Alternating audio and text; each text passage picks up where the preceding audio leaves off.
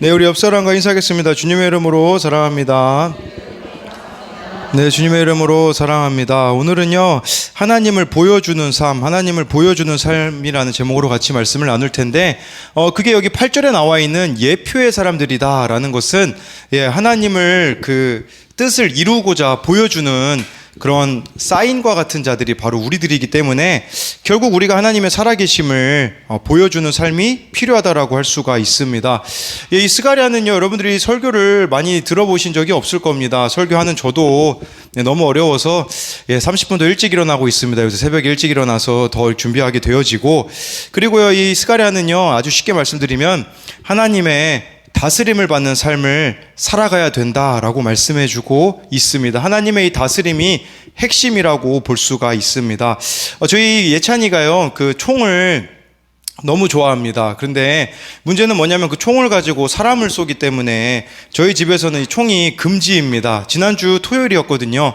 예찬이 한결이가 좀 말을 잘 들어서 이제 다이소에 가서 제가 장난감을 하나씩 사주기로 했는데 제일 먼저 뛰어가가지고 총을 집더라고요. 그래서 예찬아, 엄마한테 물어보렴 그랬더니 엄마가 안 된다라고 해가지고 내려놓게 되었습니다. 근데 그 다음날요, 우리 김병호 안수지사님이 예찬이가 좀 불쌍해 보였나 봐요. 또 뭐 갖고 싶니? 그래서 다이소에 가가지고 제일 뭐 사주겠다라고 하자마자 제일 먼저 뛰어가서 그 총을 집었다고 해요. 근데 자기가 집어놓고선도 엄마한테 이거 혼날 텐데라고 고민을 잠시 했다고 하더라고요. 근데 결국은 그 총을 사가지고, 결국은 그 다음날에 저를 실수로 총으로 쏴가지고 예찬이가 잠깐 이렇게 정지 상태가 된 적이 있긴 한데요. 이 다스림을 제대로 받는 게 아니라고 볼 수 있겠죠. 정말 엄마의 다스림을 제대로 받았더라면 사지 않지 않았을까라는 생각을 해보게 되었습니다. 장사나 목사님이 쓰신 죄에 좌절한 이 시대 청년들에게라는 책에 보니까요, 그런 내용이 나와요. 어느 목사님이요, 한 번은 설교 때 꿩 이야기를 해주셨다고 합니다. 어느 날 꿩을 보았는데요, 이 꿩이요, 지붕도 없는데 날아가지 않는 것이에요. 그래서 이 꿩이 낚싯줄로 묶여있나 보니까 아무것도 없더라는 겁니다. 알고 보니 책받침 같은 것을 잘라가지고요, 꿩 눈만 가리면요, 꿩은 지붕이 없어도 날아가지 못한다라는 것입니다. 꿩은 울창한 숲이라도 하늘을 보게 되면 훨훨 날아갈 수 있지만 그 눈이 가려져서 하늘을 보지 못하면 평생 사람이 주는 먹이만 먹다가 꿩 샤브샤브로 인생을 마감한다라고 합니다. 여러분, 이 눈이 가려진 꿩의 모습이 우리의 모습이 아닐까요? 그래서 이 목사님이 자신도 이 영적인 눈이 가려진 사건을 이렇게 이야기를 하시더라고요. 강도사 고시를 준비할 때 강도사 고시를 도와주시고 지도해 주시는 분이 있었습니다. 제가 재정도 내고 도움도 요청했습니다. 그런데 시험의 기간이 너무 촉박하다라는 이유로 지도해 주시는 분이 논문을 다 해주시겠다라고, 그냥 논문을 써야 이 강도사 고시에 합격할 수 있는데 대신 써주겠다라고 했다고 합니다. 처음에는 분별하지 못하고 시험에 떨어지면 안 되니까 이 논문을 해주신다라는 말을 거절하지 못했다라고 합니다. 그런데 말씀을 묵상하고 기도하면서 주님을 바라보는 순간 이것이 잘못되었다라는 것을 그제 깨달았다고 합니다. 그래서 즉시 지도해 주시는 분께 연락을 드렸습니다. 제가 떨어지더라도 제 논문은 제가 스스로 작성하겠습니다. 이게 쉬운 결정이 아니었다고 해요. 그때 주님께서 주시는 마음은 사나야, 내가 기쁘다라는 감동이 있었다고 합니다. 너무나 당연한 일이지만 일정에 쫓기고 마음이 급해지다 보니 큰 실수를 할 뻔했다라고 고백을 합니다. 여러분, 우리는요, 작은 죄를요 쉽게 넘겨버릴 수 있습니다. 그리고 남들이 보기에는 이것은 별것이 아니라고 생각할지도 모릅니다. 그러나 이 작은 죄로 인하여서 기억해야 되는 것은 꿩에게 그 작은 책받침이 눈을 가렸을 때 평생 땅만 보고 살았던 것처럼 이 작은 죄가 하나님과 우리 사이를 가로막고 평생 이 세상에만 매여서 살아갈 수밖에 없게 만든다라는 것을 기억해야 한다라는 것입니다. 그렇기에 우리가 이렇게 영적인 맹인으로 살아가는가, 이 영적인 눈이 떠진 상태로 살아가는가가 아주 큰 차이를 만든다라고 볼 수가 있다라는 것입니다. 여러분들이 영적인 눈이 감겨져 있는가 안 감겨져 있는가를 어떻게 알 수 있는 줄 아십니까? 말씀을 읽어보세요. 그러면요, 이 말씀이 나에게 부딪혀오고 다가오다면, 회개할 것이 있다면 영적인 눈이 열려 있는 것이겠지만, 아무리 말씀을 보아도 설교를 들어도 아무런 감동이 우리들 가운데 없다면 지금 나의 영적인 상태는 눈이 감겨져 있다라고 할 수 있습니다. 이 지금 스가랴에서는요, 하나님께서요 성전을 지으라고 말씀해 주고 있어요. 학개와 스가랴가 같은 메시지거든요. 근데 아주 쉽게 설명드리면요, 학개는 오인순 사모님, 스가랴는 접니다. 이게 뭘 말하는 거냐면 메시지는 똑같아요. 성전을 지어라. 우리 사모님 버전은 강하게 말씀하시는 게, 학개를 읽어보면 그냥 강하게 짧고 굵게 나와 있습니다. 스가랴는요, 같은 메시지인데 길고 세밀하게 나와 있어요. 제가 누구를 상담해줘도 사모님하고 저하고 답은 똑같습니다. 근데 사모님은 답만 말해 주시는 거고, 저는 다 들어주다가 결국은 답으로 인도해가는 같은 결론이지 않습니까? 그러니까 이 말씀의 핵심은 성전을 지어야 된단다라는 것이에요. 바벨론에 70년 동안 포로 생활을 하고 다시 이 남유다 백성들이요 예루살렘으로 돌아온 상황입니다. 그들에게 성전을 지으라고 하나님이 명령을 내리셨는데, 이들이 16년이나 되는 세월 동안 성전을 짓고 있지 않자 학개를 통하여서, 스가랴를 통하여서 하나님께서는 이 성전을, 특히 스가랴에게는 왜 지어야 되는지 8가지 환상을 보여주시면서 그 성전을 지으라고 하시는데요, 그 중에 우리가 4가지 환상을 같이 보도록 하겠습니다. 첫 번째, 하나님이 스가랴에게 보여주셨던 환상은 스가랴 1장 8절에 보면 나와 있습니다. 우리 스가랴 1장 8절 말씀 같이 읽어보도록 하겠습니다. 시작.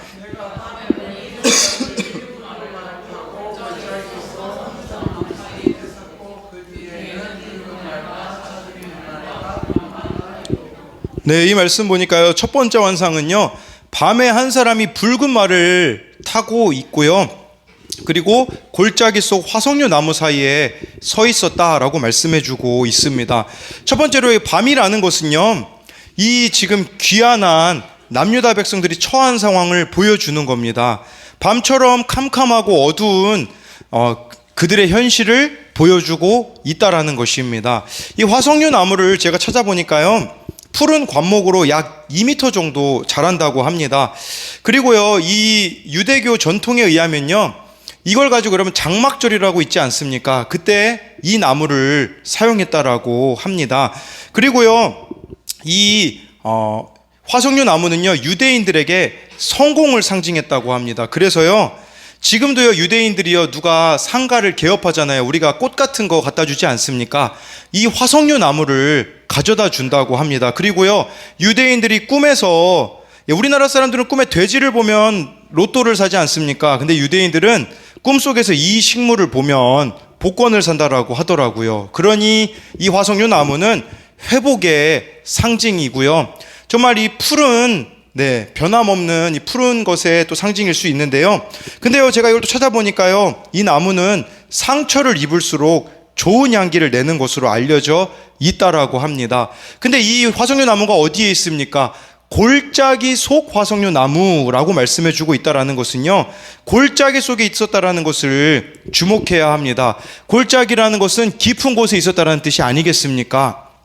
그런데 그 뿌리가 지하수가 흐르는 깊이까지 연결되어 있어 항상 푸르름을 유지할 수 있었다라는 것을 말씀해 주고 있습니다. 저는 이 말씀을 보는데요, 시편 말씀이 떠오르더라고요. 복 있는 사람은 여호와의 율법을 주야로 묵상한다라고 하면서요, 그는 시냇가에 심은 나무가 철을 따라 열매를 맺으며 그 잎사귀가 마르지 아니함과 같다라는 것은요, 복 있는 사람은 하나님의 말씀을 주야로 묵상하는 자들인데, 이들은 아주 깊이 하나님과 연결되어 있기 때문에 항상 잎사귀가 마르지 않다라고 말씀해주고 있는 것이에요.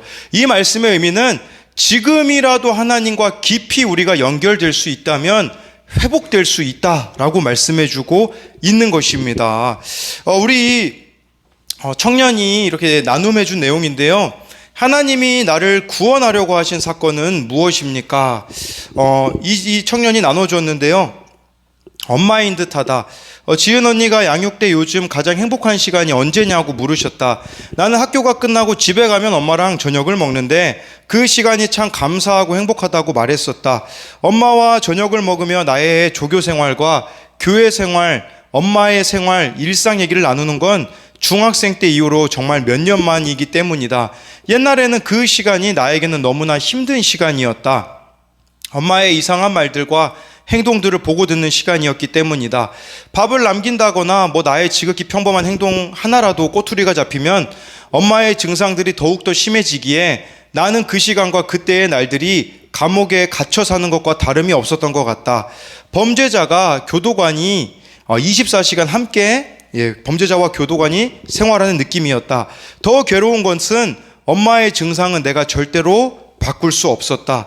내가 어떠한 말을 해도 듣지 않았고 또 잠자코 무시할 수도 없었다. 그걸 보는 내내 나는 죄책감과 가만히 있을 수밖에 없는 무기력함과 이 고통이 언제 끝날까에 대한 괴로움이 넘쳤다.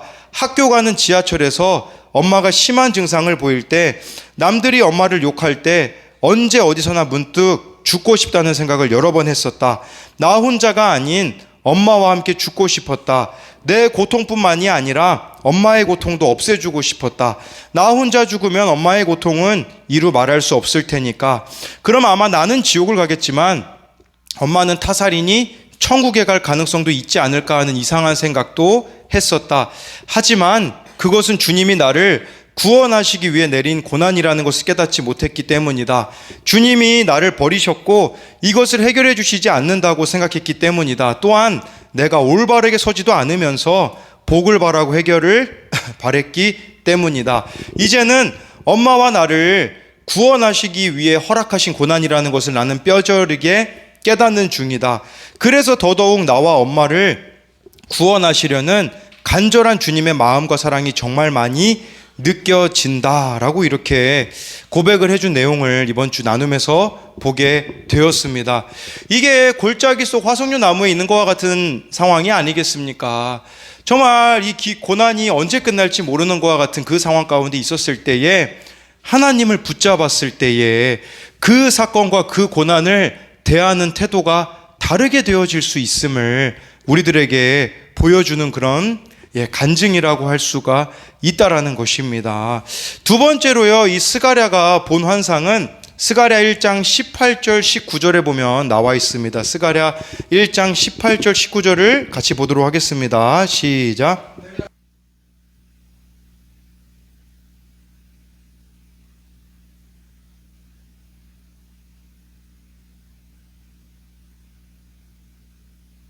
예루살렘을 흩뜨린 뿌리니라. 네, 이 말씀 보니까요, 이제는 4개의 뿔이 있다라고 하는데, 이 뿔은요, 남유다와 북이스라엘을 괴롭힌 나라들을 뜻하는 것입니다. 그런데요, 이 19절 말씀에 의하면 그렇게 유다와 이스라엘, 예루살렘 흩트려뜨린 뿔이라고 하는데, 그러니까 우리를 힘들게 하고 멸망으로 가게 했던 자들이다라고 볼 수가 있는 것이죠. 그런데 그 가운데서도 우리가 하나님을 신뢰하면 어떻게 되냐면요, 20절 말씀을 보면요, 하나님이요 4명의 대장장이를 보내셔서 그 뿔들을 제거해 주시겠다라고 말씀해 주고 있는 것입니다. 여러분, 이처럼요, 우리를 이 4뿔처럼 이 4개라는 뜻은요, 사방을 의미하고 있거든요. 사방에서 우리를 찌르고 괴롭히게 하는 존재들이 우리들 가운데 있지 않습니까?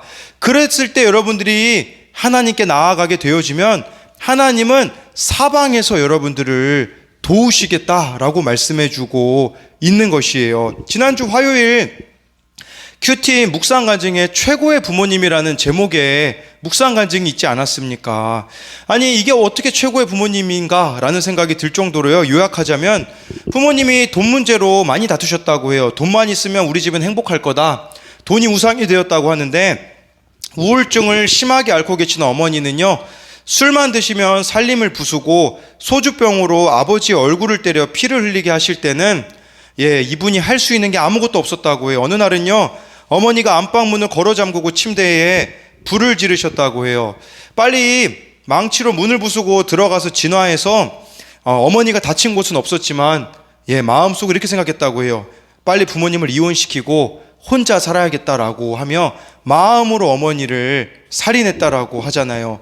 그러나 그가 하나님께 나아오게 되었을 때의 고백은 무엇이냐면요, 이렇게 고백하더라고요. 나를 예수님 믿게 하고자 부모님이 수고하셨다라는 것이 인정되었습니다. 부모님의 수고가 없었다면 자신은 술과 담배, 음란물, 돈, 우상 등의 악한 길과 악한 행위를 떠날 수 없었다며 마음속으로 부모를 살인한 페류나인 저를 예수 믿게 해주신 것에 감사해서 부모님을 전도하게 되었다라는 고백을 합니다. 여러분, 이것이 바로 뿔들을 제거하는 대장장이를 보내신 하나님의 손길이라는 사실입니다. 이 뿔들을 스스로 제거하려고 했을 때는 마음에 부모님을 죽이고 싶은 살인의 마음밖에 남는 것이 없었다면, 하나님의 다스림을 받으려고 했을 때는 오히려 부모님께 감사하며 자신을 예수님 믿게 해준 부모가 최고의 부모라는 고백을 할 수 있었다라는 것을 말씀해 주고 있습니다.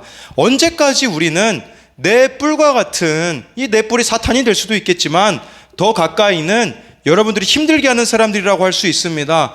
언제까지 그 사람들을 미워하는데 여러분들의 인생을 낭비하시겠습니까? 그것이 아니라 대장장이를 보내주시는 하나님을 붙잡을 때에 하나님이여 하나님의 방법으로 다르게 해결해 주시는 것을 우리는 믿어야 한다라는 것입니다. 이 스가랴가 본 세 번째 환상은요, 스가랴 2장 1절부터 2절에 보면 나와 있습니다. 같이 읽어보겠습니다. 시작.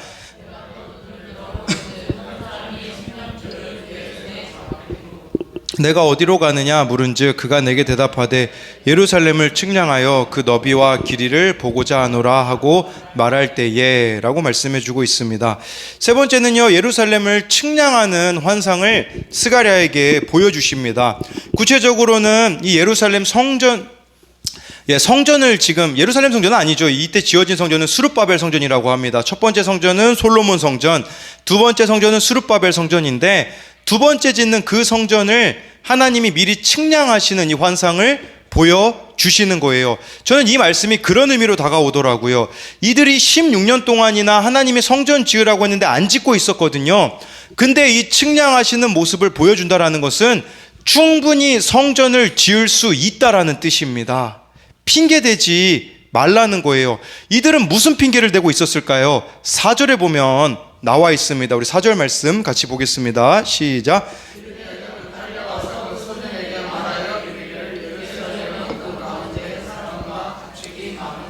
성곽 없는 성읍이 될 것이라 하라.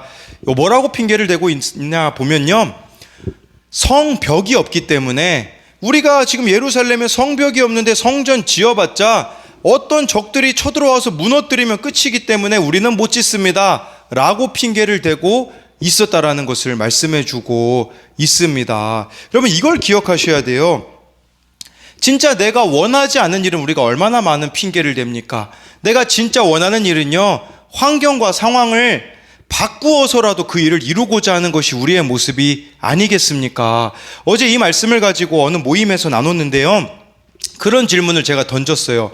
내 인생의 최악의 핑계는? 이라는 질문을 던졌는데요, 어제 제가 한 가지 나눔했던 게 있었는데요, 저희 집에는 그 욕조가 없습니다. 그래서 우리 예찬이 한결이를 씻길 때는 가끔씩 그 다라에다가 물을 떠서 얘네들을 이렇게 가끔씩 이렇게 씻기거든요. 근데 한결이가 재미가 들렸나 봐요. 그러다 보니까 요새 매일 다라에로 씻겨달라고 이제 한결이가 하더라고요. 어제도 또 다라에다 씻겨달라 그랬더니 제가 어제 너무 귀찮았거든요. 그래서 뭐라고 한결이한테 핑계를 대냐? 한결아, 우리나라가 물 부족 국가란다 이렇게 제가 이야기를 하면서, 한결이가 최근에 그 유치원에서 그 데이지 꽃을 심어서 화분을 갖고 왔거든요. 제가 이렇게 얘기해 줬어요. 한결아, 네가 이 다라에다 물 떠서 물을 낭비하면 이 데이지 꽃에 물을 줄 수 없어서 너의 데이지 꽃이 죽을 것이다. 이제 요새 이렇게 해가지고 한결이를 그냥 씻겼습니다. 이게 핑계인 거죠. 아니, 그냥 한결이 좀 물 받아서 씻겨주면 될 텐데 내가 그냥 귀찮다라고 이렇게 핑계를 댔던 모습이 있는 거죠.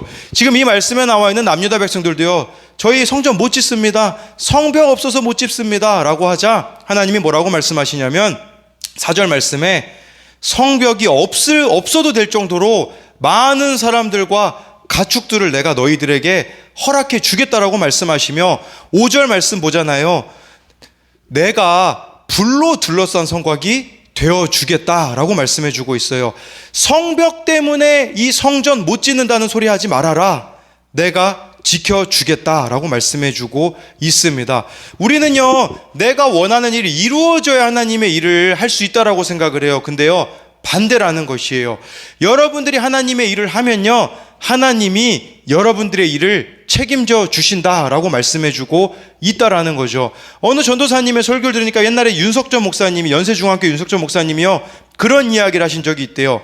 만약에 여기에 돈을 가득 채워놓고 원하는 대로 가져가라고 하면 1시간 그냥 그거 돈 주워서 가겠냐라고 하더라고요. 여러분, 만약에 돈 준다고 하면 여러분 밤새서 그 돈 주워가지 않겠습니까? 근데 윤석전 목사님이 하신 말씀이 뭐냐면, 근데 왜 기도는 안 하십니까? 라고 했다고 해요. 이 하나님께 기도한다라는 것은 온갖 좋은 것을 하나님이 우리들에게 주시겠다라는 것인데, 우리는 하나님에 대하여서는 왜 이렇게 인색하냐라는 것입니다. 세상에 대해서는 관대하지만 하나님께 대하여서는 드리는 것도 그렇고 너무나 인색한 모습이 우리들의 모습이 아니겠습니까? 한근영 사모님이 쓴 나는 기도하기로 했다라는 책에요, 이런 내용이 나옵니다. 어떤 이유에서든지 기도가 멈춰지는 순간 우리는 영에 대한 감각이 둔해지면서 나를 당장에 위로해 줄 세상 것들을 찾게 된다. 그 결과 그것이 끝내 덫이 되어 우리를 삼켜버린다. 고난이 우리를 망하게 하는 것이 아니라 염려로 인해 우리가 찾은 다른 것들이 우리를 망하게 하는 것이다. 여러분, 더 쉽게 말씀드리면요, 우리가 하나님을 붙들지 않는 손은요, 반드시 다른 세상의 것들을 붙드는 손이 되어질 수밖에 없다라는 것을 기억해야 한다라는 것입니다. 네 번째로 스가랴가 본 환상은요, 스가랴 3장 1절부터 3절까지 보면 나와 있습니다. 같이 읽어보겠습니다. 시작.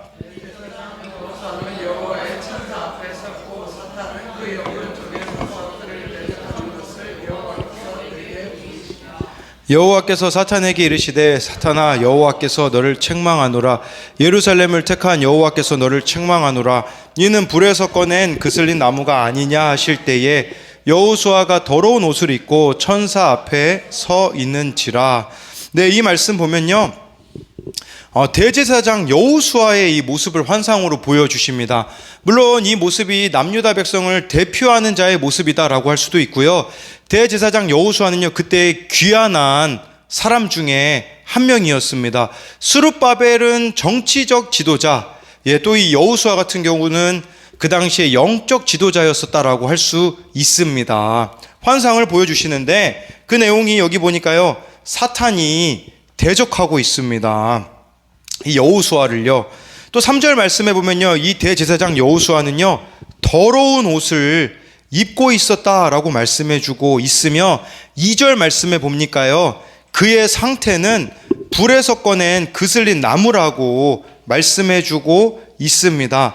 하나님의 여기서 말하는 2절에서 말씀해 주고 있는 불에서 꺼낸 그슬린 나무라는 것은요, 하나님의 남유다를 향한 심판 가운데 살아남은 자를 뜻하는 것입니다. 완전히 다 없어지기 전에 그것을 꺼냈다라는 것은 이들을 향한 하나님의 뜻과 계획과 목적이 있었다라는 것입니다. 감리교의 창시자라고 할 수 있는 웨슬리가요, 이런 웨슬리는 자신을 불에서 꺼낸 그슬린 나무라고 소개를 했다고 합니다. 왜 그러냐?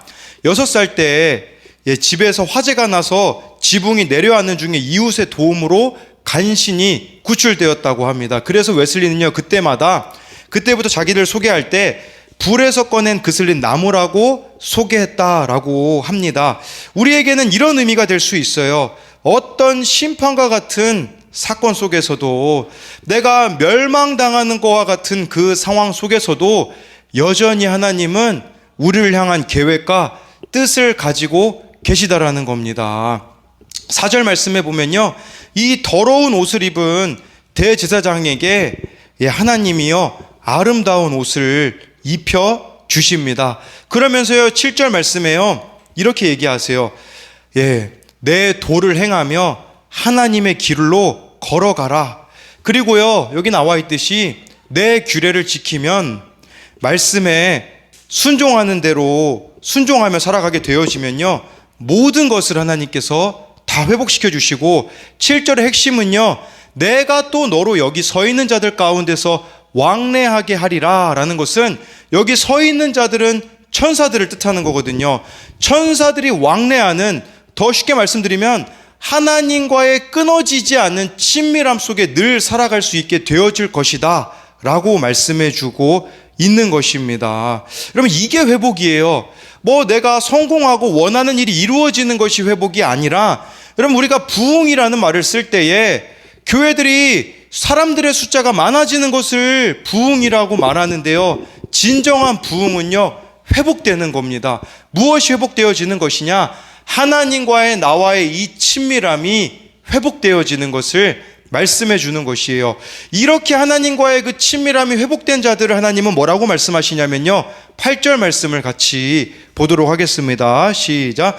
대제사장 여호수아야, 너와 내 앞에 앉은 내 동료들은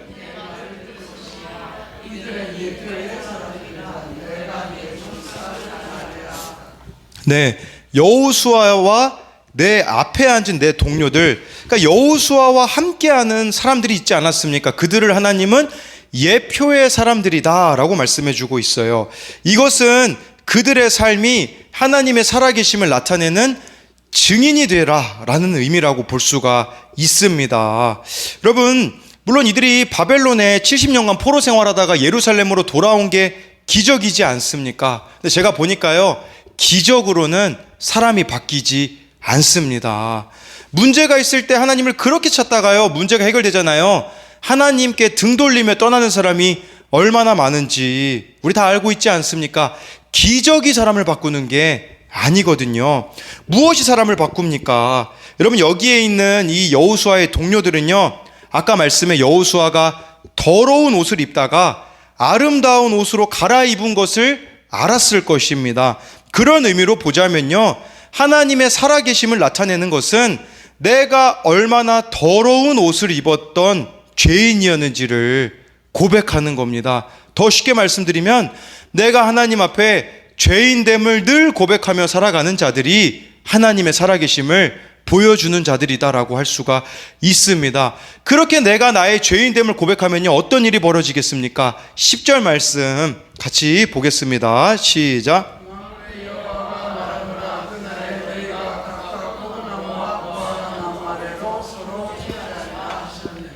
네, 이 말씀 보면요, 정말 우리가 그렇게 나의 죄인됨을 고백하며 살아가게 되어지면요, 먼저 우리 자신이요, 포도나무와 무화과나무 아래로 서로 초대하게 된다라는 말씀은 먼저 우리가 풍성한 삶을 살게 될 것이며, 그 풍성한 삶을 다른 사람들과 나누게 될 것이라는 뜻입니다. 즉, 이제는 다른 이들까지 구원으로 인도해내는 그 사명을 우리 모두가 감당하게 된다라고 말씀해주고 있습니다. 제가 그 박보영 목사님을 좀 개인적으로 좋아하는데, 그분의 설교를 거의 다 듣고 많은 영향을 받기도 했습니다. 이제 70이 넘으셔서 은퇴하셔서 순회로 설교를 다니시는데, 최근에 미국에 있는 한인교회에서 설교하신 내용을 들었습니다. 근데요, 이 목사님의 설교를 들으면요, 거의 하시는 얘기가 있어요. 지금까지 많은 암 환자도 목사님이 기도해서 나은 암 환자도 있었고요. 심지어 무당이었던 사람들도 예수님 믿게 되어진 것도 있거든요. 그러면 우리가 다른 데 가서 설교하면 그런 거 이야기하고 싶지 않겠습니까? 그런 설교는 하나도 안 하세요. 근데 항상 설교 때마다 거의 안 빼먹고 하는 한 가지 예화가 있는데, 그것은 목사님이 13년 동안 노숙자와 또 버려진 아이들과 사시다가 하나님이 그때 내가 너의 모든 것을 다 보았다고 하면서 3개월 만에 성전을 많은 사람들로 채워주시고, 또 이게 확장이 돼가지고요, 이제는 원래는 그냥 성전에서 거의 누워서 자고 공간이 없었는데 더 좋은 장소로 옮겨지게 되고, 방도 생기고 컴퓨터도 생기게 되었다고 합니다. 컴퓨터도 생겼는데요, 어느 날 전도사님이 와가지고요, 목사님, 버려진 아이들하고 사시니까 이 컴퓨터를 하게 되면 아이들이 야한 동영상을 볼 수 있으니 차단 프로그램을 이렇게 심으셔야 됩니다 라고 해가지고요, 이 목사님이 차단 프로그램을 이렇게 그 음란 사이트를 차단하려고 컴퓨터를 켰다고 합니다. 근데요, 하나하나 클릭을 해봤는데 이거를 이제 지우려고 하는데 목사님이 자신이 그럴 줄은 몰랐다고 합니다. 13년 동안 버려진 아이들, 노숙자들, 교회 성전에서 살다시피 했으니 자신은 그럴 줄 몰랐다고 해요. 다 잊고 많은 세월을 살아왔는데 그 음란 사이트 영상을 지우려다가 봤는데 순간 음란한 마음이 훅 마음에 들어왔다고 합니다. 그제서야 자신이 어떤 사람인지 알았다고 합니다. 딱 영상을 먼저 멈춰두고서는 아이들이 뭐하고 있나 밖에 가서 확인한 다음에 방 문을 닫고서는 그 영상을 하나하나 보기 시작했다고 합니다. 그러는데 마음에 이런 마음이 들었다고 해요. 너는 늘 안과 밖이 같은 종이 되라고 했잖아. 그러면서 힘이 쭉 빠졌다고 해요. 깜짝 놀라 하나님께 두 손 들고 나가서 기도했는데, 아니 그렇게 기도가 잘 되었었는데 그 순간부터 기도가 더 이상 되지 않았다고 해요. 내가 내일 자고 일어나면 기도가 잘 될 거야 하고서는 자고 일어나서 기도를 하는데 기도가 전혀 되어지지 않았다고 합니다. 그 주일날요, 교회 설교하러 갔는데 꽉 차 있었다고 해요, 성도들이요. 그런데 무슨 설교가 준비가 되었겠습니까? 주님이 마음에 이런 마음을 주셨다고 해요. 안과 밖이 너는 같아야 하는데 내가 바로 며칠 전에 행했던 그 죄들을 강대상에서 이야기할 수 있겠니? 라는 마음을 주셨다고 해요. 차마 키우고 있는 아이들 앞에서 말하기가 어려웠다고 합니다. 그래서 목사님이요, 뒤를 돌아보고서는 성도들에게 이렇게 고백했다고 합니다. 나는 음란 사이트에 들어가 그걸 즐긴 목사입니다. 여러분이 저를 용서해 주시면 저는 아이들 때문에 차단 프로그램을 까는 게 아니라 저를 위해 차단 프로그램을 반드시 깔겠습니다. 그러나 저를 용서해 주시지 않는다면 네팔 의료 선교를 떠나 돌아오지 않겠습니다. 그리고 이 버려진 목사를 위해 주여 하고 기도해 주십시오 하고 기도했다고 해요. 그런데요, 놀랍게도 그때 엄청난 은혜가 임하였다라고 하며 교인들이 목사님을 용납해 주었다라고 합니다. 여러분, 이왕에 간증할 거면 뭔가 대단한 기적 같은 일들을 간증하면 내가 드러날 수 있지 않겠습니까? 그런데 굳이 왜 이러한 것들을 고백하겠습니까? 아까 오늘 말씀에서 8절에서 말씀한 예표의 사람은요, 나의 연약함, 나의 부족함, 나의 죄인됨을 고백하는 자입니다. 왜 이걸 고백할 수 있는 줄 아십니까? 그걸 고백하는 자만이 겸손한 자이기 때문입니다. 이걸 저와 여러분들이 기억하셔야 돼요. 왜 갑자기 우리 교회가 죄를 고백하라고 하냐라고 말하실 수도 있어요. 그런데요, 그게 나를 겸손하게 만들어주기 때문이라는 것을 기억하셔야 한다라는 것이죠. 여러분, 하나님이요, 왜 이 귀한한 남유다 백성들 보고 자꾸 성전을 지으라고 하셨겠습니까? 하나님이 성전 엄청 큰 거 짓는 거를 기뻐하시는 분이어서 그렇습니까? 이들에게 부담 주고자 그렇게 하셨겠습니까? 아니에요. 그게 아니라 성전이 지어져야 이 백성들이요, 회개하기 때문이거든요. 너희들 지금 너무 회개하지 않는다. 이 성전이 지어짐으로써 지금까지 지은 그 모든 죄들을 나는 너희들이 회개하기를 원한단다. 이것 때문에 성전 지으라고 하는 것이지, 하나님이 그 작은 건물을 통해서 무슨 영광을 받으시겠습니까? 하나님이 가장 크게 받으시는 영광은 그런 것이 아니라 나의 죄인됨을 늘 회개하며 이 길을 걸어가는 것입니다. 여러분, 아까 우리가 영적인 눈이 멀었다라는 것은 말씀이 봐도 나에게 부딪혀오지 않는 것이라고 했다면, 이게 하나님과의 관계가 문제가 생기기 때문에 여러분들이 영적인 눈이 멀었다라는 것은요, 이웃을 향해도 반드시 나타날 수밖에 없습니다. 그것은 무엇이냐? 바로 사람들이 미워 보이는 거. 그게 지금 여러분들의 영적 상태를 말해주는 것입니다. 내 마음에 지금까지 화해 안 하고 있는 사람이 있다면 절대 하나님이 여러분들 가운데 임재하실 수가 없습니다. 왜냐하면요, 하나님 사랑과 이웃 사랑은 뗄래야 뗄 수가 없기 때문인 것입니다. 동전의 양면과도 같아요. 하나님만 사랑하실 수 없어요. 여러분들이 지금 미운 사람, 정죄하는 사람이 있다면, 용서하지 않는 사람이 있다면 하나님과의 관계가 지금 뒤틀려져 있다라고 말씀해주고 있는 것입니다. 제가 엊그제 기독교 동아리에 들어가서 말씀을 전하기 전에 이제 기다리는데 이제 이 회개의 복음을 깨닫게 되어지자 이제 제가 저의 막 수치를 고백하지 않습니까? 거기 가서 예수님 안 믿는 애들이 거의 절반 이상입니다. 그 아이들에게 제 수치를 필리핀에 있었던 제가 지었던 죄들을 고백하니 얘들이 그걸 역이용하더라고요. 어떤 아이가 자기 친구랑 전화를 하는데요, 그렇게 얘기하더라고요. 저보고 뭐라고 얘기하냐, 저 목사님 그 필리핀 갱이었었다고, 깡패였다고 저한테 이렇게 이야기를 하더라고요. 아니, 설교 전인데 기분이 되게 나쁘더라고요. 예. 그리고 엊그제 분위기가 얼마나 안 좋았냐면, 어떤 애는 소리 지르고 어떤 애는 노래 부르고, 애들이 예의 자체가 아예 없습니다. 그러다가 이제 동아리 회장이 목사님 아들이거든요. 그 아이가 너무 화가 났던지 나중에는 소리를 질렀거든요. 그 후배들을 향해서. 네, 그런 분위기가 이렇게 연출되자 제가요, 참 마음이 오는데 힘들더라고요. 그러면 이렇게 마음이 힘들 때 나타나는 특징은 핑계와 원망이지 않습니까? 원래 금요일만 내가 들어가면 되는데 왜 굳이 수요일 동아리 모임까지 나를 그 선생님이 부른 거야 라면서 선생님을 원망하고 있더라고요. 그리고 저에게 그 설교하는 동안 모욕을 주었던 그 아이들 한 명 한 명이 제 마음 가운데 미워지기 시작했습니다. 그러니 어떤 마음이 들겠습니까?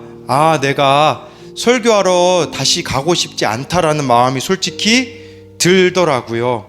근데요, 제가 조정민 목사님의 책을 읽으니 거기 그런 내용이 나왔습니다. 우리가 하나님의 다스림을 제대로 받지 않으면요, 두 가지가 있을 수밖에 없대요. 하나는 우월감, 하나는 열등감이라고 했습니다. 내가 잘 되면요, 하나님 다스림 안 받으면요, 우월해지는 것이고, 내가 안 되었을 때 하나님의 다스림을 안 받으면요, 열등감이 들어서 누군가를 미워하게 되어지는 것이죠. 제가 어떤 아이가 제일 시끄럽게 한 아이를 그냥 물어보려고 한 게 아니거든요. 이름 외우려고 물어봤는데 걔가 제일 밉더라고요. 그래가지고 머릿속에 우리 그 아이가, 지금도 제가 그 아이의 이름은 잊지 않고 있는데, 그 아이가 계속 마음에 새겨지며 미워지기 시작하고, 그 모든 아이들의 그 눈빛이 저를 조롱하는 눈빛으로 바뀌어지는 것으로 생각이 되어지자 가고 싶지 않더라고요. 근데 나는 왜 가고 싶지 않을까 생각을 해보니까요, 다른 게 아니라 저는 인정 중독이 있는 사람이거든요. 사람들이 나를 인정해줘야 되는 사람인데 내가 거기서 무시당하는 것을 못 견디니, 나의 죄인됨을 보지 못하니 그 자리에 가고 싶지 않았던 것이죠. 그래서 오늘 아침에 하나님 앞에 그렇게 기도했어요. 하나님, 저에게는 이 인정 중독이라는 죄패가 있습니다. 하나님, 말씀을 봐도 말씀이 저에게 다가오지 않고 이 아이들이 미워 보이는데 이것은 제가 지금 죄인이라는 것을 잊고 있기 때문인 것을 알기에 저의 죄인됨을 가슴 깊이 깨닫게 해달라고 머리로는 알고 있죠. 근데 진짜 이게 제 고백이 되게 해주세요 라고 고백을 하자 진짜 그 고백이 제 고백이 되어서 오늘 가서 말씀을 나눌 수 있게 되었는데요. 오늘 그 자리 그냥 피해버렸으면 안 되었겠다라는 생각이 들더라고요. 참 재미난 광경이 연출되더라고요.